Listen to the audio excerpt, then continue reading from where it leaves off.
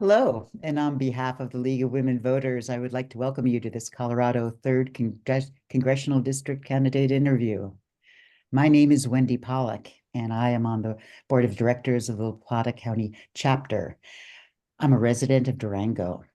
The League of Women Voters is a nonprofit, nonpartisan organization that does not support or oppose candidates or political parties. Our mission is to empower voters and defend democracy. Also with us is journalist Sarah Flower, who will serve as our interviewer. Sarah is a freelance journalist with extensive experience in nonpartisan coverage of the important issues affecting Southwest and Western Colorado. And thank you, Sarah, for working with the League on this unique opportunity for voters to learn more about the candidates for this congressional seat. The 3rd Congressional District, also known as CD3, is the largest geographical district in Colorado. The district includes most of the rural western slope in the western one-third of the state. It encompasses 29 counties, including numerous cities and towns, as well as unincorporated communities. CD3 also is home to 2 Native American tribes, the Mountain Ute Tribe and the Southern Ute Tribe. The population of our district is just over 750,000 based on the 2020 census. CD3 is one of 8 congressional districts in Colorado. These interviews will be available for on-demand viewing via the League of Women Voters Colorado.org, vote411.org, public radio stations and media outlets throughout the district, and through League of Women Voters websites within the CD3 district. This interview may not be recorded without the express permission of the League of Women Voters. No excerpts may be used in any form by individuals, candidates, or political parties. Each of the candidates will be asked the same questions, so viewers can compare and contrast responses from the candidates.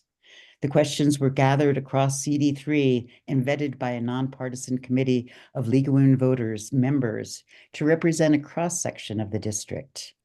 The views expressed during this interview are those of the candidates and not those of the League of Women Voters or the interviewer. If you have any additional questions for the candidates, we encourage you to contact them directly. And joining us on this interview today is Adam Withrow from the Unity Party. Let's begin, Sarah, and I'll turn it over to you.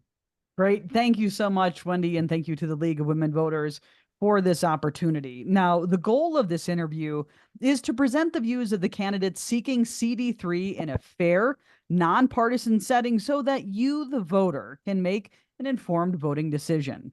No candidates have been given the questions in advance.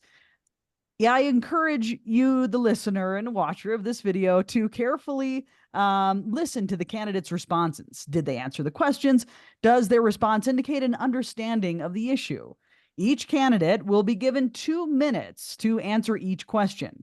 In addition, we have a set of yes or no lightning round questions. For the lightning round, candidates will also be allowed 1 sentence of explanation. Candidates will have 3 minutes to answer our final question as a closing statement. Adam, let's begin. You ready? Oh, yeah, this sounds like fun. Here are the questions. Number 1. In the current presidential race, both candidates are proposing strategies for reducing the rising cost of living. What specific ideas would you propose that Congress could act on to help residents of CD3 and the country cope with rising costs? You have 2 minutes. Well, there's more than both candidates, actually. We've got several in the race. But what we need to do is say, okay, how can we actually stop this from rolling forward? And one of the things that I've been considering is if we were to implement a federal living wage that was enough to actually pay the bills for people at the lowest tier of our income, and we tie that wage to the consumer price index, what that does in itself is clamp down on further price increases. By tying a living wage to the consumer price index, if the prices want to rise, then the wages necessarily rise with them. And that in itself will not only help people get by better, clamp down on the expansion of prices, but it'll also help us stabilize Social Security as well and cut into other forms of federal spending. Because what we're able to do is now we take people who might qualify for public assistance and they'll actually be getting a tax bill instead. So we're killing multiple birds with that one stone. And again, with the tie to the consumer price index, if the prices are going to rise, the wages have to rise with them. And what that does is take away any incentive to continue jacking prices up. Great. In the same vein of rising costs, affordable housing is a huge problem for residents of Colorado and across the country. Is there a role for the federal government in establishing programs for income qualified home buyers and renters, creating affordable housing tax incentives for home builders, and or imposing tax penalties for non-resident owners? Absolutely. There's a couple of things. We've seen it here very bad, the house flipping phenomena and how a house used to be a home. It used to be something people would buy in order to live there. And what's happened now is people will buy a house. They will do the minimum work necessary to increase the price of that house, not increasing the value really at all, and then put it back on the market. You'll see it go, something goes for 120,000 now, and then 4 months later is back on the market for $320,000. This is affecting all of us, not just people who are trying to rent or buy a home. This is affecting somebody who already owns it free and clear because their property tax ends up getting higher and higher as we artificially inflate the value of homes.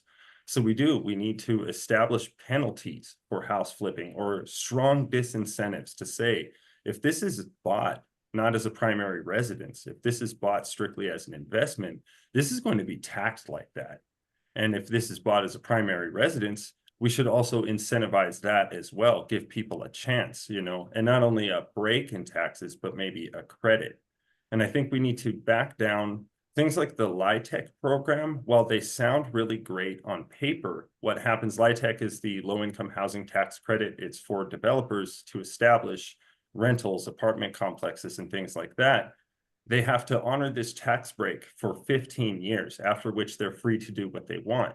So when they see an area has come up in the time since they built their development, they no longer have to keep it at that reduced rate and get the tax break from it. They're free to take the rent and do whatever they want with it, take that tax break and build a new development elsewhere. And what also has happened as LIHTC became more and more common is that what we call market rate has grossly inflated. So now a discounted LIHTC rent property is what used to be market rate for the same square footage. So even though on paper they're cutting people this great discount, in reality, the people are paying exactly the same amount as they would have before this program was implemented. And so I think And that we're there's past the 2 minutes now. Thank you. The third question here in the 2-minute round is: the Inflation Reduction Act was a good first step toward Congress addressing the climate crisis. Adam, what do you see as Congress's next steps to continue addressing the climate crisis and reducing global warming gases from being emitted and the negative impacts felt by farmers and ranchers?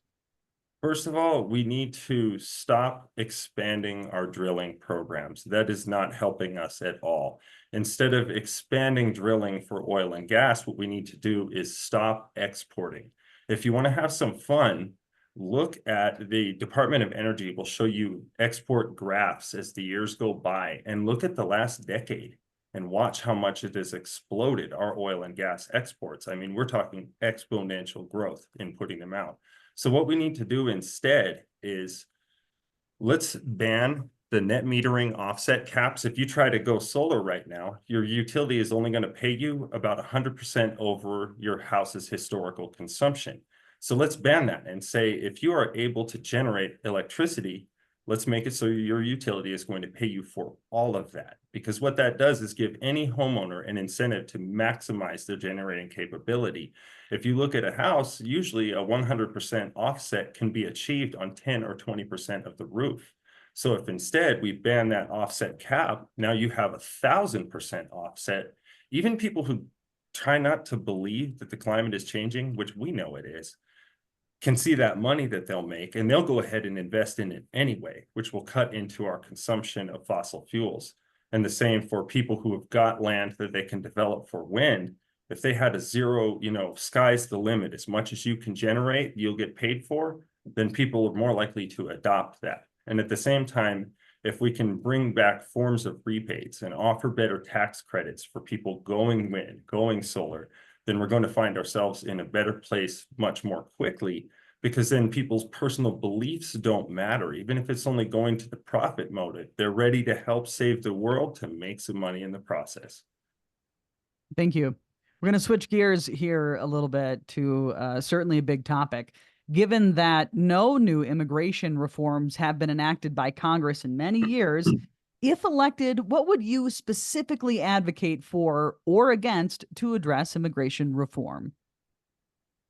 We need to stop meddling in the world. We're always so busy looking at the people that we see here, and we're not looking at the actions that we take that create these refugees, that create these migrants, that as we meddle in South America, as we meddle in Central America, we make life in Venezuela too hard. Now people in Venezuela want to come up here.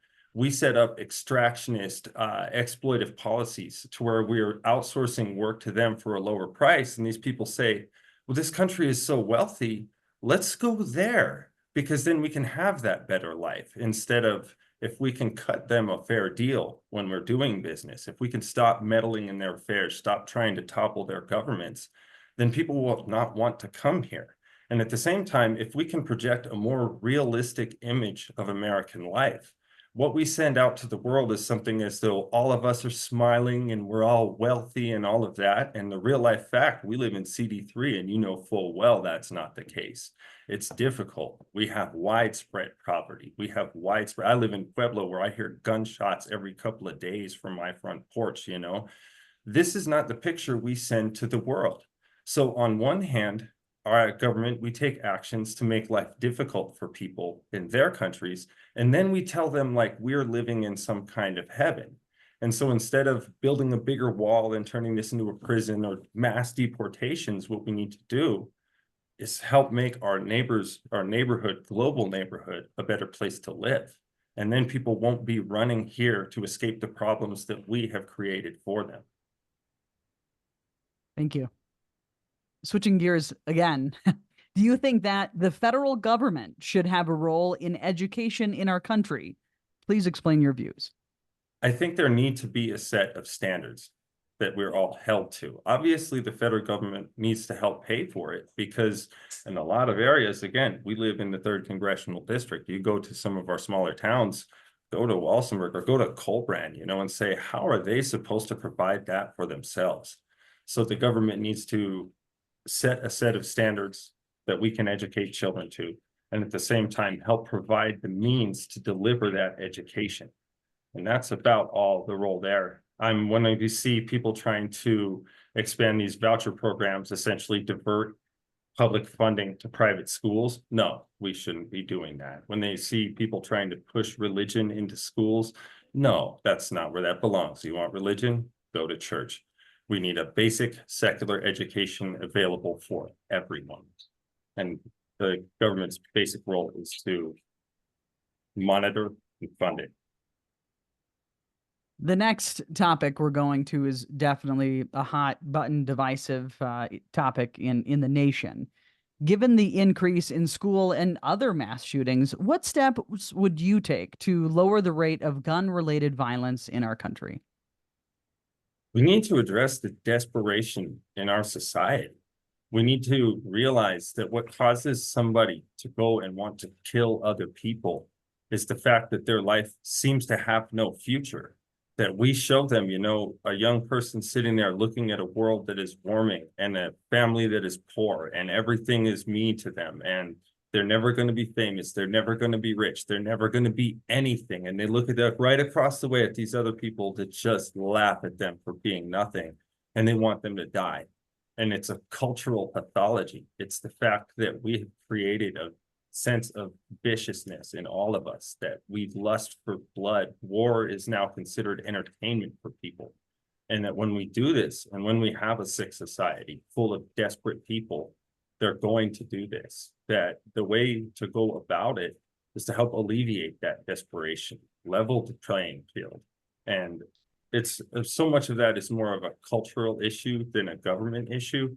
But at the same time, that comes down to what can the government do to keep people from being so desperate that they would want to kill each other? We've got one more question left for the 2-minute round. How you holding up? Absolutely wonderful. Okay. In many parts of our district, the healthcare and mental health care needs of all residents are not being met. Do you envision a time, Adam, when a single payer healthcare system might be the most effective and equitable method of delivering affordable and equitable care for the American public? If not, why? If so, how do you think we could get there? That is the only thing that we can do. The business of medicine is evil. To have it so that because you're wealthy, possibly in an inherited fashion or whatever, means that you have access to everything, and that a person, because of their birth and station in life, can die of something easily preventable or be permanently disabled by things that could have been stopped. The business of medicine is wrong. And so ultimately and the business of insurance, the profiting from our maladies, needs to go away. And as far as steps that we can take, this isn't something that can really be done incrementally. There's that part. I remember Obama in 2009 and how he explained so eloquently that we could have a not-for-profit public option that people could buy into. But that's not going to help us right now because providers will choose whether or not they accept it.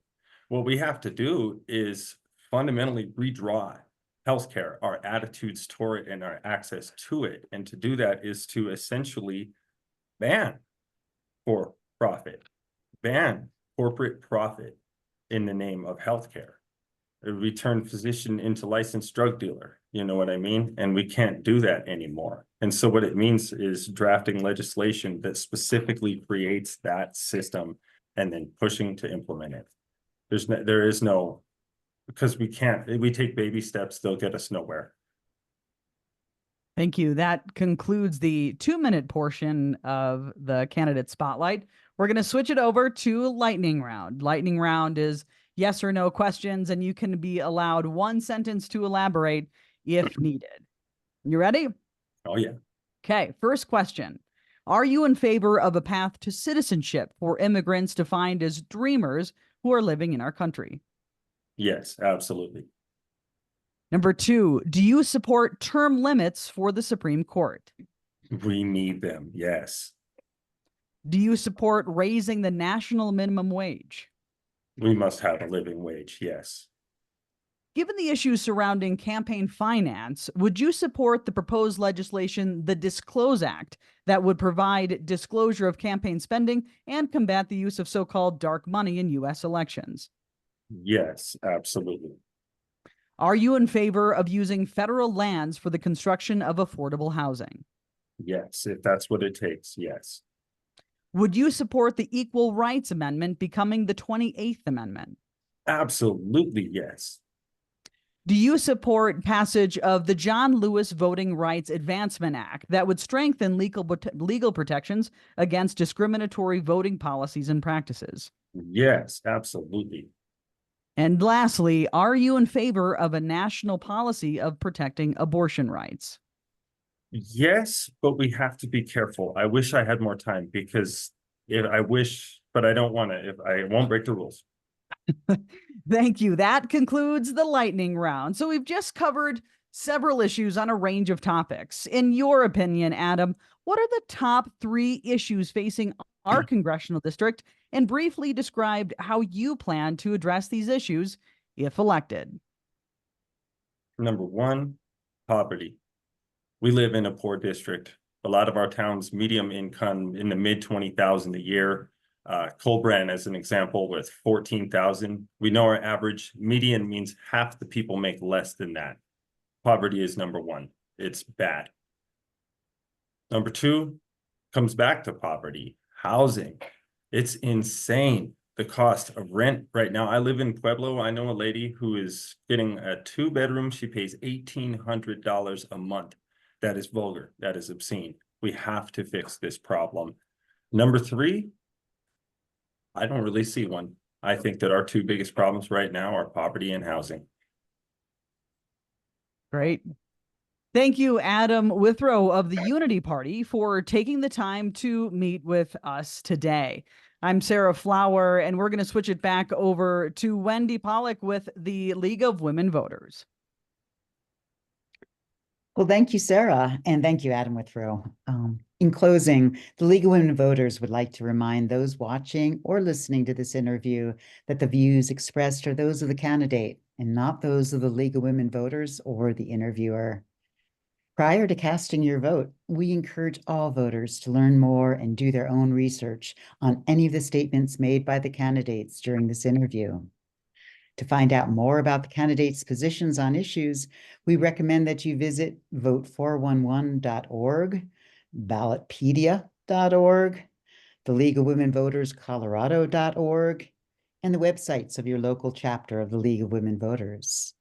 We encourage you to check those resources frequently as we get closer to Election Day for additional information. Ballots are scheduled to be mailed on October 11th, and that's happened. If you do not receive your ballot by mid-October, contact your county clerk. Election Day is November 5th. You can also go to govotecolorado.gov to check your registration status. Remember that how you vote is up to you. We encourage voters to vote in every election and to be as well informed as possible when casting their ballot. And that concludes our interview. Thanks for watching and listening, and thank you for being an engaged citizen.